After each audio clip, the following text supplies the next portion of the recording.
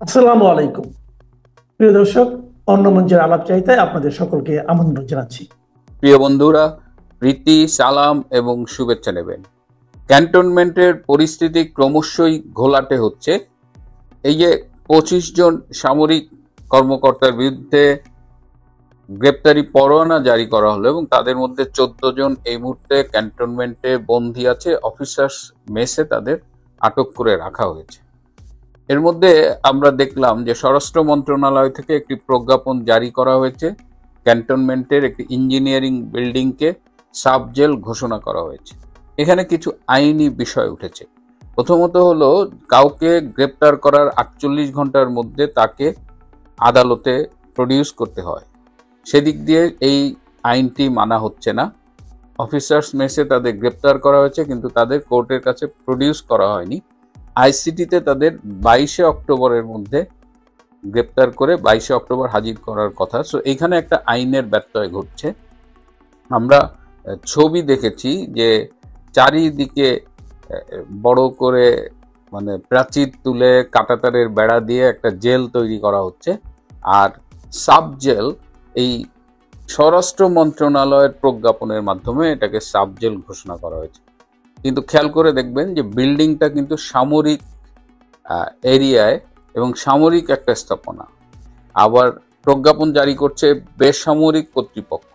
বেসামরিক কর্তৃপক্ষ স্বরাষ্ট্র মন্ত্রণালয় কি ক্যান্টনমেন্টের একটা ভবনকে সাব জেল ঘোষণা করবার আইনি অধিকার রাখে কিনা, এই প্রশ্ন কোনো কোনো আইনজীবী তুলছেন।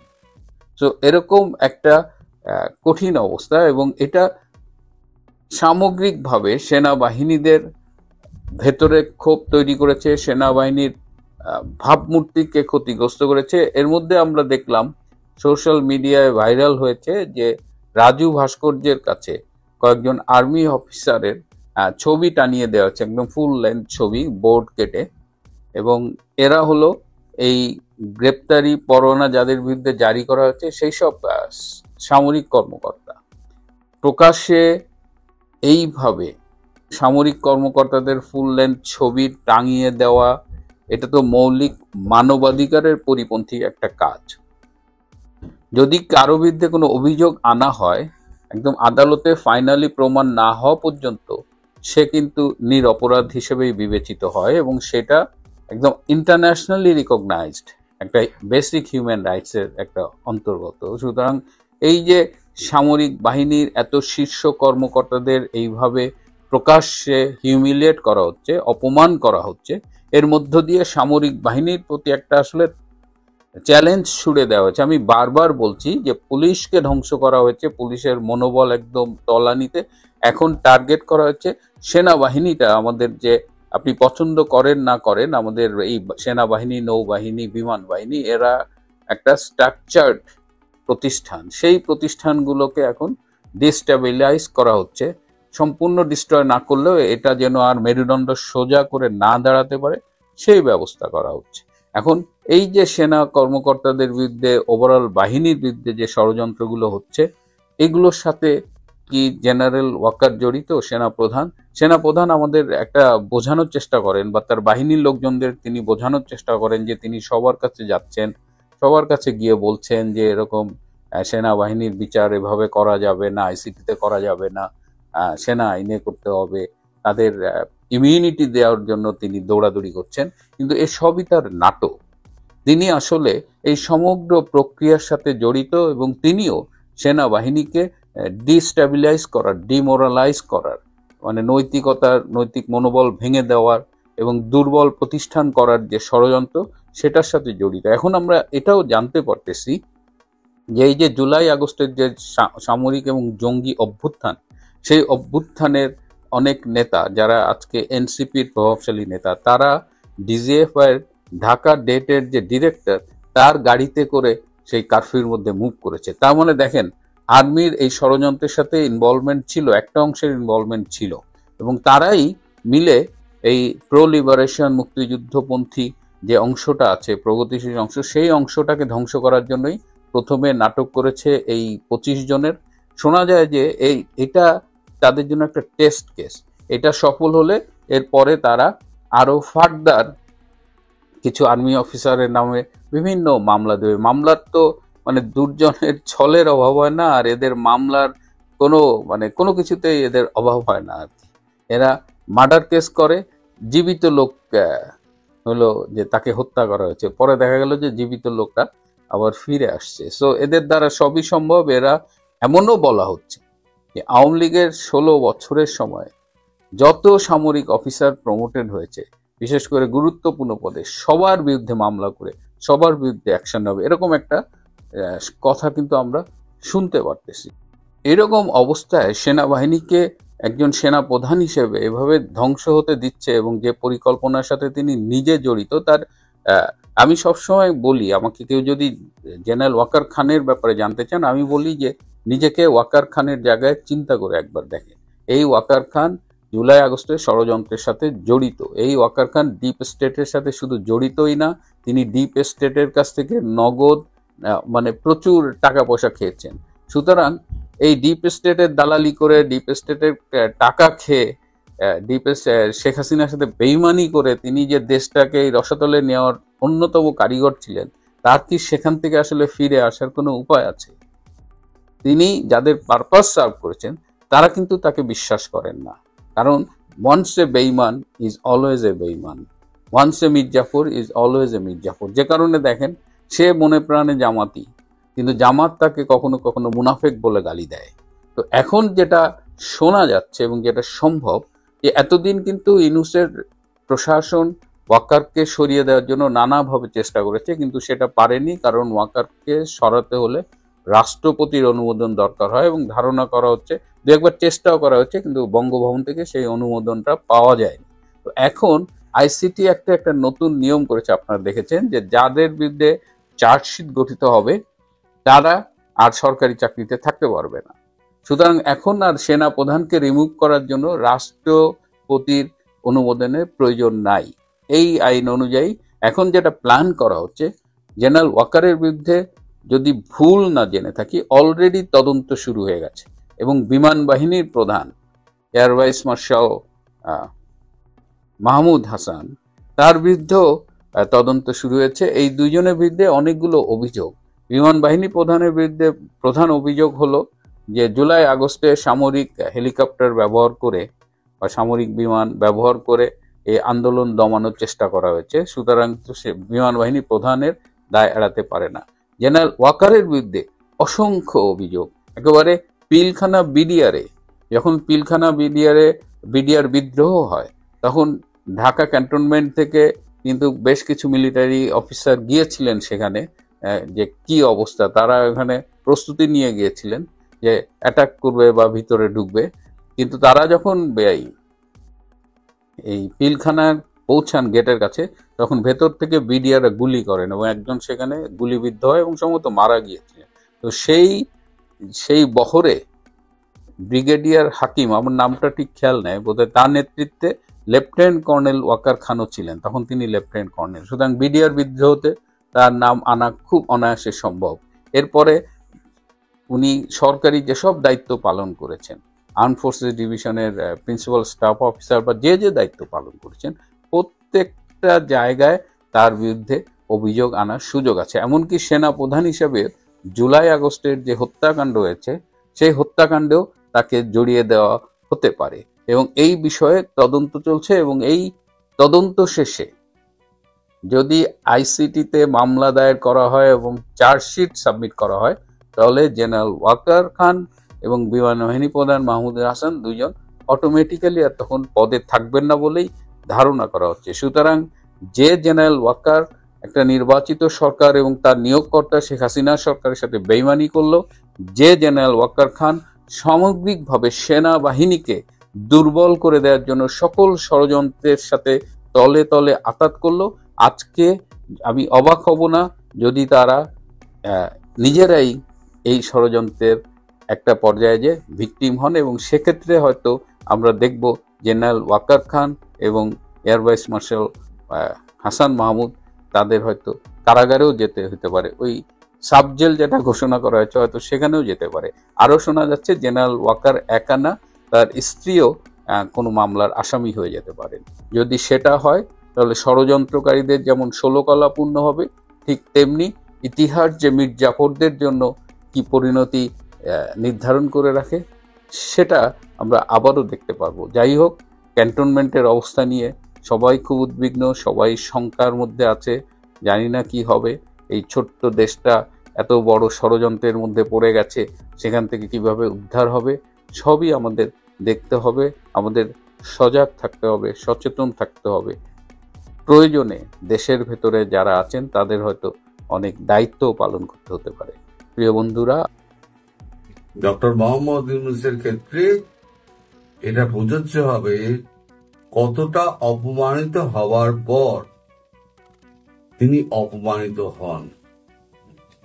এখন এই যে ইটালিতে গেলেন, যাওয়ার আগে ওনার যখন শিডিউল টিডিউল তৈরি হলো, যখন এই শফিকুল ইসলাম যখন বললেন যে 12 তারিখে উনি রওনা হবেন, ফেরার তারিখটা বললেন না, আমি তখন একটা ভিডিও করেছিলাম 6 তারিখে।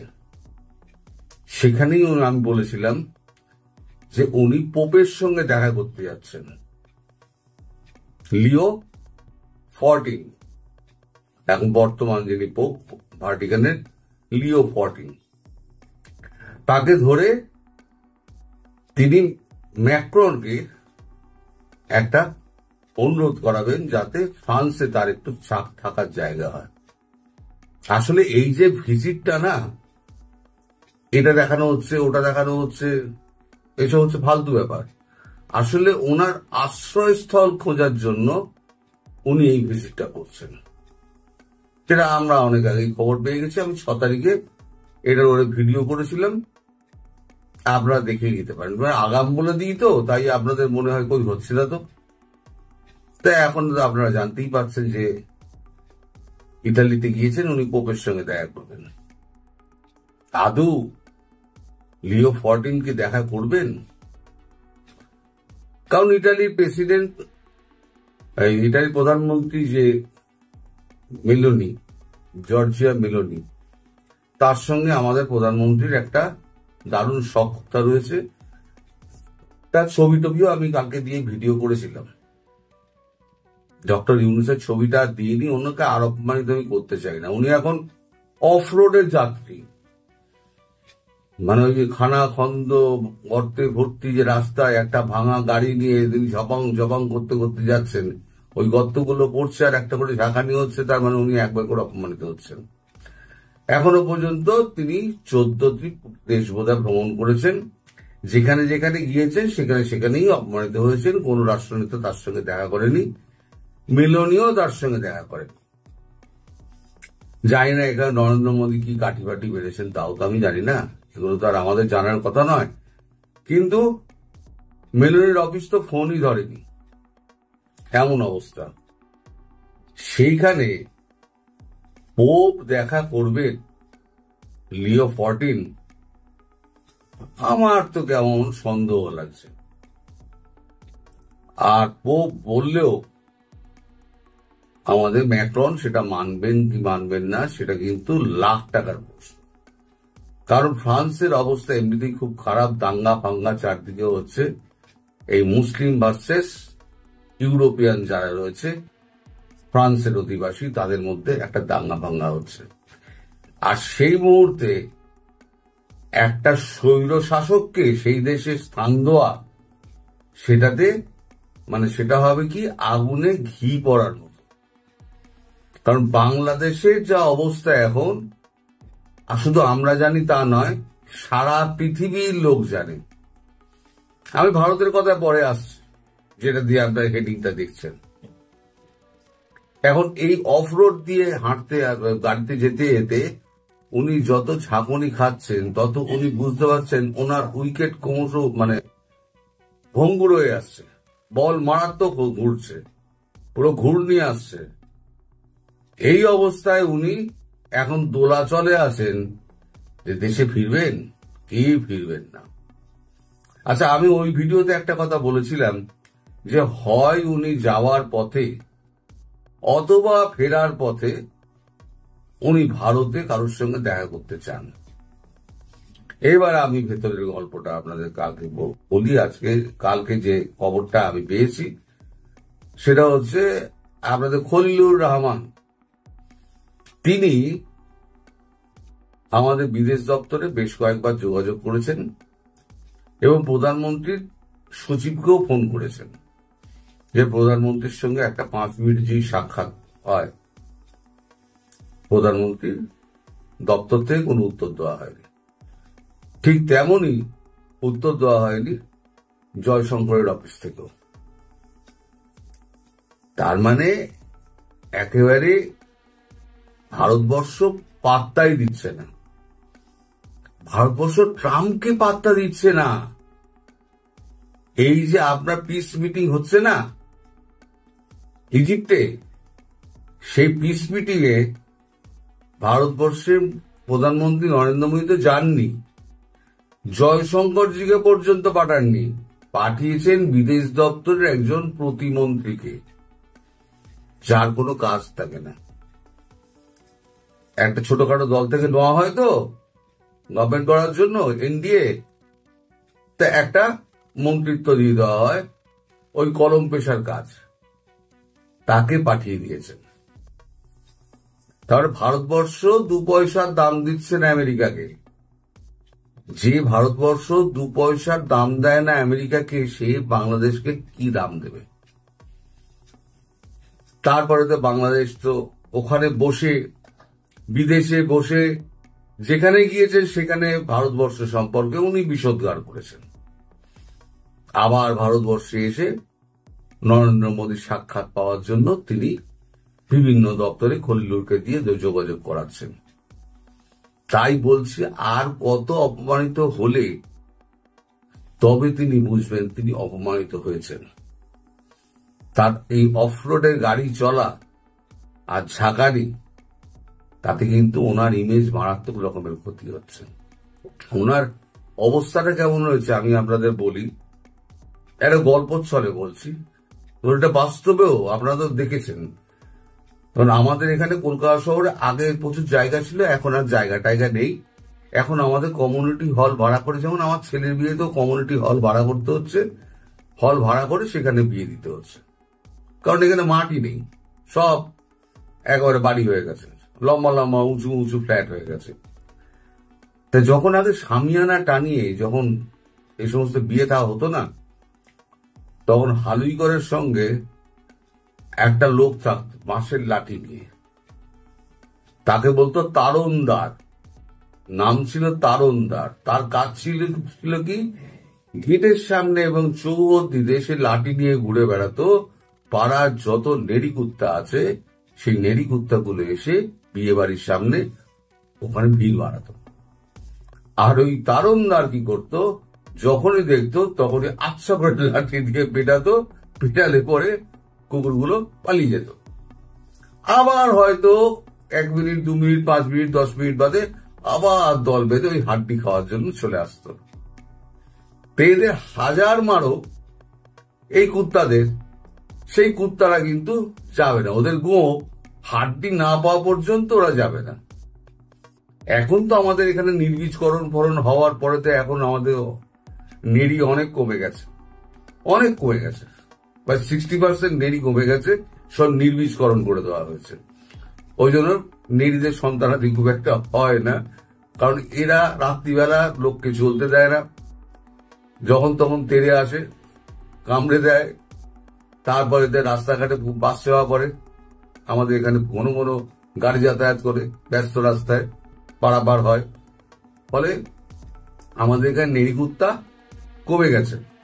কিন্তু বাংলাদেশে শুনছি তো নেড়ি কুত্তা অনেক বেড়ে গেছে। আবার নেড়ি কুত্তাদের তাড়ানোর জন্য সে তারণদারও নেই।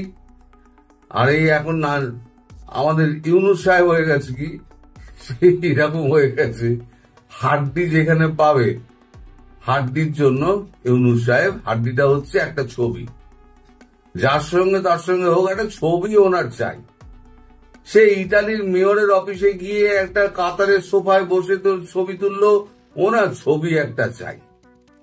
উনি এনার সঙ্গে দেখা করেছেন, তার মানে ওটাকে এস্টাবলিশ করা যে উনি কোথাও গিয়েছেন, কারোর সঙ্গে দেখা করেছেন। আসল কথাটা হচ্ছে উনি আশ্রয় সন্ধান করে বেড়াচ্ছেন, কারণ ওনার বুঝে গেছেন পিছে ঘূর্ণি ধরেছে, পিছে ফাটল ধরেছে, বল বাই বাই করে ঘুরছে, কখন কি হয়ে যায় কোনো ঠিক নেই, কোন সময় গতি পড়ে যায়। তা এখন উনি, আমি তখন সেই 6 তারিখের ভিডিওটাতে বলেছিলাম যে এখন উনি দোলাচলে রয়েছেন, যে আদৌ ফিরবেন না ফিরবেন না। যদি দেখেন যে উইকেটের প্রচন্ড রকম ঘূর্ণি, তাহলে কিন্তু ওনার আসার কিন্তু ডেট কিন্তু ঘোষণা করা হয়নি, ডেটটা কিন্তু উৎস রাখা হয়েছে। তো আমি এই যে আমি আমাদের দেশের এই যে ডেরি কুত্তার গল্প করলাম, এর সঙ্গে কিন্তু আমি কারণ মেলাতে চাইছি না, আমি একটা উদাহরণ দিলাম যে হাড্ডির লোভ আর ইউনূস সাহেবের ছবির লোভ। আর যে নিজেকে একবার একটা মেয়রের সঙ্গে বসিয়ে দেয়, তার গ্রেডকে যখন নিচে নামিয়ে দেয়, তাহলে প্রধানমন্ত্রী তাকে ভ্যালু দেবে কেন? একটা ছোট একটা স্টেটের একটা শহরের একটা মেয়র, তাও দেখলাম তিনি একটা সিঙ্গেল চেয়ারে, তার যে সহকারী তিনি একটা সিঙ্গেল চেয়ার মানে সোফায়, আর উনি বসে আছেন লোক লস্কর সমেত সমস্ত লম্বা লাইন দিয়ে যে সোফাগুলো আছে সেই সোফারে একটা কাতারে বসে আছেন, ওনার একটা সিঙ্গেল সোফাও জোটেনি। শুরু করেছিলাম কবির কবিতা দিয়ে, কতটা পথ চললে পরে প্রতীক হওয়া যায়, আর কতটা অপমানিত হলে তবে অপমানিত হওয়া যায়। ডক্টর ইউনূসের ক্ষেত্রে সেটা হচ্ছে একদম প্রযোজ্য, কারণ ভারতবর্ষ এখন এমন একটা অবস্থানের মধ্যে রয়েছে, যে কোনো সময় যা কিছু হতে পারে। তাই এর মধ্যে ডক্টর ইউনূসের সঙ্গে দেখা করে ভারতবর্ষ আর জটিলতা বাড়াতে চায় না। ভারতবর্ষ নিজের অবস্থান ঠিক করে নিয়েছে, কি করে কি করবে সব অবস্থান ঠিক করা হয়ে গেছে। যে কোনো দিন যে কোনো সময় হয়তো কিছুদিনের মধ্যে দেখতে পাবেন শেখ হাসিনা বিদেশ শুনে গিয়েছেন। ফলে এখন ডক্টর ইউনূস, জল যখন নাকের ওপরে উঠে গিয়েছে, ডক্টর ইউনূস এখানে এসে কোনো ডাল গলাতে পারবেন না, ডক্টর ইউনূসকে কেউ পাত্তাও দেবেন না। সবাই ভালো। 2024 সালের জুলাই আগস্টে বাংলাদেশে যে ভয়াবহ সহিংসতা, অরাজকতা, নৈরাজ্য, বিভৎস অবস্থা, পুলিশ হত্যা, সাধারণ মানুষ হত্যা, সরকারি প্রতিষ্ঠান পুড়িয়ে দেওয়া, ধ্বংস করে দেওয়া, লুণ্ঠন করা, গণভবন লুণ্ঠন, সংসদ ভবন লুণ্ঠনের যে ভয়ঙ্কর ঘটনা, সেই ঘটনাকে মানবতা বিরোধী অপরাধ হিসাবে গণ্য করে বাংলাদেশের আইসিটি ট্রাইব্যুনালে একটি বিচার চলছে। সেই বিচারের একটি অংশ নিয়ে আপনাদের সঙ্গে কথা বলব। ওই আন্দোলনকে, ওই সহিংস আন্দোলনকে মানবতা বিরোধী অপরাধ সংঘটিত হওয়ার ঘটনা হিসেবে উল্লেখ করে একটা বিচার চলছে। বাংলাদেশের নির্বাচিত প্রধানমন্ত্রী শেখ হাসিনা, স্বরাষ্ট্রমন্ত্রী বীর মুক্তিযোদ্ধা জনাব আসাদুজ্জামান কামাল, মহাপুলিশ পরিদর্শক চৌধুরী আব্দুল্লাহ আল মামুন, এই তিনজনের বিচার চলছে।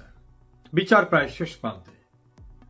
চৌধুরী আব্দুল্লাহ আল মামুনকে বুঝিয়ে শুনিয়ে, প্রলোভন দেখিয়ে, নির্যাতনের মুখে রাজসাক্ষী করা হয়েছে। তিনি বিভিন্ন স্টেটমেন্ট দিয়ে নিজেকে রক্ষা করার চেষ্টা করছেন। আর অপর দুইজন এই বিচারের সঙ্গে আদালতে নেই, প্রধানমন্ত্রী শেখ হাসিনা এবং স্বরাষ্ট্রমন্ত্রী আসাদুজ্জামান কামাল। সাক্ষ্য পর্ব শেষ করে chief prosecutor advocate Tajul Islam তার যুক্তিতর্ক উপস্থাপন করেছেন। সেই যুক্তিতর্কের গুরুত্বপূর্ণ অংশ নিয়ে আজ আমি কথা বলছি। কিভাবে শেখ হাসিনা, স্বরাষ্ট্রমন্ত্রী এবং পুলিশের আইজিপি এই তিনজন আসামি হলেন, সেটাকেই তিনি ব্যাখ্যা করেছেন। আমি সেই ব্যাখ্যার আলোকেই কথা বলছি। তিনি বলেছেন সুপিরিয়র কমান্ড রেসপন্সিবিলিটিস, অর্থাৎ ঊর্ধ্বতন কমান্ডারের দায় দায়িত্ব। এই অভিযোগে প্রধানমন্ত্রী হিসাবে শেখ হাসিনা, স্বরাষ্ট্রমন্ত্রী হিসাবে জনাব আসাদুজ্জামান কামাল এবং পুলিশ প্রধান হিসাবে চৌধুরী আব্দুল্লাহ আল মামুন দায় অস্বীকার করতে পারেন না। সুপিরিয়র রেসপন্সিবিলিটিস, ঊর্ধ্বতন কর্তৃপক্ষের দায় এবং দায়িত্ব, আইনের ভাষায় সুপিরিয়র রেসপন্সিবিলিটিস। সে কারণে যারা গুলি করেছে, যারা সহিংসতা করেছে, যারা তাদের কথিত মানবতা বিরোধী অপরাধ করেছে, তাদের সুপিরিয়র ছিলেন শেখ হাসিনা, সুপিরিয়র ছিলেন আসাদুজ্জামান কামাল, সুপিরিয়র ছিলেন চৌধুরী আব্দুল্লাহ আল মামুন। সেজন্য তারা অপরাধী, তাদের বিচার করা হচ্ছে। তিনি আরো বলেছেন, অনেক পুলিশ গুলি করেছে, অনেক পুলিশ অন্যায় করেছে, আমরা গণহারে তাদের ধরছি না, আমরা কমান্ডিং লেভেলের যারা তাদেরকে ধরছি। প্রশ্নটা এখানেই, প্রধানমন্ত্রী কমান্ড দিয়েছেন কিনা, স্বরাষ্ট্রমন্ত্রী দিয়েছেন কিনা, সেটা অনেক আলোচনা, অনেক বিবেচনার বিষয়। কারণ পুলিশের কে কোথায় কি দায়িত্ব পালন করবেন এটা কারো কমান্ড দেওয়ার কোনো আবশ্যকতা নাই, আইনে আছে এবং তাদের উপর দায়িত্ব দেওয়া আছে। কিন্তু প্রাসঙ্গিক বিষয়টা হচ্ছে, সেনাবাহিনীর রাস্তায় দায়িত্ব ছিল এই সহিংসতাকালীন সময়ে। জাতিসংঘের যে রিপোর্টটি, সেই রিপোর্টে সেনাবাহিনীর ভূমিকার কথা উল্লেখ করা হয়েছে এবং সেনাবাহিনীর প্রধান যিনি সেনাপ্রধান জেনারেল ওয়াকারুজ্জামান এবং পুলিশ প্রধান চৌধুরী আব্দুল্লাহ আল মামুন, তারা যাত্রাবাড়ির ভয়াবহ নৈরাজ্য, সহিংসতা, নাশকতা পরিদর্শন করতে গিয়ে সেই বিভৎসতার উপরে বক্তব্য রেখেছিলেন। পুলিশ যদি আইজিপির নির্দেশে রাস্তায় নেমে থাকে, সেনাবাহিনী নিশ্চয়ই সেনাপ্রধানের নির্দেশের বাইরে রাস্তায় যায়নি। এবং জাতিসংঘের রিপোর্টে যেভাবে অভিযুক্ত করা হয়েছে ল এনফোর্সিং এজেন্সিকে, তার ভিতরে সেনাবাহিনী, বিজিবি, পুলিশ, আনসার, র্যাব, তার ভিতরে সেনাবাহিনী আছে এবং ওই রিপোর্টে বারবার উল্লেখ করা হয়েছে কিভাবে সেনাবাহিনী কি দায়িত্ব পালন করেছে, আকাশে, নিচে, রাস্তায়, সবখানে। র্যাবের ভিতর সেনা সদস্যরা রয়েছে, সেনাবাহিনীর ডাইরেক্ট যারা রাস্তায় ডিউটিতে ছিলেন তারা সেখানে রয়েছেন। তাহলে পুলিশের হাইকমান্ড যদি পুলিশের আইজিপি হন, স্বরাষ্ট্রমন্ত্রী হন, তাহলে সেনাবাহিনীর হাইকমান্ড সুপিরিয়র রেসপন্সিবিলিটিস সেনাপ্রধান জেনারেল ওয়াকারুজ্জামান কিভাবে এড়িয়ে যাবেন, এটা ফৌজদারি আইন বিশেষজ্ঞদের বিশ্লেষণ এবং অভিমত। আপাতত তাকে স্পর্শ করা হচ্ছে না। বিদেশে থাকা 3 জন অনলাইন অ্যাক্টিভিস্ট, পিনাকি ভট্টাচার্য, কনক সরোয়ার, ইলিয়াস হোসেন এবং অপর কয়েকজন অবসরপ্রাপ্ত বা চাকরিচ্যুত সেনা কর্মকর্তারা বারবার দাবি জানাচ্ছেন জেনারেল ওয়াকারকে গ্রেপ্তার করতে হবে। দেশের অভ্যন্তরে এই শিবিরের লোকরা জেনারেল ওয়াকারের বিরুদ্ধে সোচ্চার। এমনকি এনসিপির নেতারা, এবি পার্টির নেতারা বিভিন্ন ফোরামের, অর্থাৎ জেনারেল ওয়াকারকে গ্রেপ্তার করা এবং এই দায়ে অভিযুক্ত করার দাবি সোচ্চার হয়ে উঠেছে। অতীতেও কিন্তু এই ট্রাইব্যুনালে এখন যাদের বিচার হচ্ছে, তাদের বিচারের পূর্বে কিন্তু এমন একটি দাবিকে জোরালো করানো হয়েছিল। জেনারেল ওয়াকারুজ্জামান, আপনি নির্ভর করেছিলেন অবসরপ্রাপ্ত ইকবাল করিম ভুইয়া সহ সাবেক অবসরপ্রাপ্ত মেজর জেনারেল ফজলে এলাহি আকবর এবং অন্যান্যদের উপর। প্রভাবিত হয়েছিলেন তাদের দ্বারা। তারা কারা? একটি গণতান্ত্রিক সরকারকে উচ্ছেদের আন্দোলনে যারা ডাইরেক্ট ইনভলভ। একটি নির্বাচিত সরকার ক্ষমতায় থাকা অবস্থায় আপনি আর একটি সরকার গঠনের জন্য রাজনৈতিক দলের সঙ্গে যোগাযোগের দায়িত্ব দিয়েছিলেন বিএনপি চেয়ারপারসনের গুরুত্বপূর্ণ উপদেষ্টা অবসরপ্রাপ্ত মেজর জেনারেল ফজলে এলাহি আকবরকে। কে আপনাকে এই পরামর্শ দিয়েছিল? কোন আইনে একটি সরকার বিদ্যমান থাকা অবস্থায় আর একটি সরকার গঠনের প্রক্রিয়ার ভিতরে আপনি গেলেন? কার নির্দেশে? কোন অথরিটিতে? সে প্রসঙ্গটা কিন্তু শেষ হয়ে যায়নি। ক্যান্টনমেন্টে কাদের ডেকে এনেছিলেন? আইনে দ্বারা নিষিদ্ধ ঘোষিত একটি রাজনৈতিক দল এবং তার প্রধানকে আপনি আদব তমিজের সঙ্গে কিভাবে নাম উচ্চারণ করেছিলেন আমি আর সেটা বলতে চাই না। নিষিদ্ধ ঘোষিত সংগঠন নিয়ে আপনি নির্বাচিত একটি সরকারের পরিবর্তে একটি সরকার গঠন প্রক্রিয়া শুরু করেছিলেন। এই কৈফিয়ত কিন্তু একদিন আপনাকে দিতে হবে যে কোন আইনে, কার পরামর্শে একটি সরকার থাকা অবস্থায় আর একটি সরকার গঠনের প্রক্রিয়ায় আপনি গেলেন। তার পরবর্তীতে আপনি সেই সব দলের নেতাদের সঙ্গে নিয়মিত বৈঠক করছেন, টেলিফোনে কথা বলছেন, হাসপাতালে যাচ্ছেন, আপনার দপ্তরে ডাকতেছেন। আর দেশটা যারা স্বাধীন করল, আপনাকে যারা সেনাপ্রধান করল, তাদের উপর যে নিবর্তনমূলক নির্যাতন, বর্বরতা, নারকীয়তা হচ্ছে, এমনকি বাঙালি জাতির সবচেয়ে শ্রদ্ধার সমস্ত অর্জনের সূতিকাগারের যে পবিত্র স্থানটি ৩২ নম্বর ভেঙে গুড়িয়ে দেওয়া হলো, তখনও কিন্তু আপনি সেনাপ্রধান এবং আপনার আর্মিরা সেখানে দাঁড়ানো ছিল। আপনি কি ভেবেছেন শেষ রক্ষা হবে? আমি যদি চিফ প্রসিকিউটর অ্যাডভোকেট তাজুল ইসলামের আর্গুমেন্টকে মূল্যায়ন করি, তিনি বলেছেন যে কোনো অপরাধের দায় শুধু যিনি অপরাধ করছেন তার না, তার সুপিরিয়র অথরিটি যারা ছিলেন, সুপিরিয়র রেসপন্সিবিলিটিস যার আছে, সেখান থেকে আপনার কি পরিত্রাণ হবে? আমার তো মনে হয় ওরা আপনাকে পরিত্রাণ দেবে না। আমার শুধু না, অনেকেরই আশঙ্কা, সে আশঙ্কার সঙ্গে আমি একমত। কারণ বাংলাদেশের ইতিহাসে না, ভারত উপমহাদেশের ইতিহাসে একসঙ্গে এতগুলি জেনারেলকে একটি সিভিল কোর্ট বা একটা অন্যরকম একটা কোর্ট যেটা আর্মির বাইরের, সেই কোর্টের থেকে গ্রেপ্তারি পরোয়ানা জারি করা হয়। গ্রেপ্তারি পরোয়ানা পৌঁছাবার পূর্বে তাদেরকে গুটিয়ে নিয়ে এসে হেফাজতে আটকালেন। ততক্ষণ পর্যন্ত কোনো কাগজই আপনারা পাননি। কি হতে যাচ্ছে? আপনি সেনাপ্রধান হিসাবে কোথায় নিয়ে যাচ্ছেন বাংলাদেশকে? কোথায় নিয়ে যাচ্ছেন সেনাবাহিনীকে? আপনি কি কারো ফাঁদে পা দিয়েছেন? এমন প্রশ্ন কিন্তু অনেকের। জেনারেল ওয়াকারুজ্জামান, আপনি নিঃসন্দেহে একজন ভদ্রলোক, আপনি একজন সৎ মানুষ, আপনি একজন নামাজি মানুষ, কিন্তু সংবিধান সম্মত যে শপথ আপনি নিয়েছিলেন, জীবনের বিনিময়ে হলেও আপনি রাষ্ট্রপতি, সংবিধান এবং বাংলাদেশকে রক্ষা করবেন। তো সংবিধান তো একটা বই আর কাগজ না, সাংবিধানিক বিধি ব্যবস্থা রক্ষা করবেন। সাংবিধানিকভাবে নির্বাচিত সরকারকে কি আপনি রক্ষা করায় ভূমিকা রেখেছিলেন? বাংলাদেশকে রক্ষা করায় কি আপনার ভূমিকা আছে? রাষ্ট্রপতিকে যেভাবে হেনস্থা করা হচ্ছে সেটা রক্ষায় কি কোনো ভূমিকা দৃশ্যমান?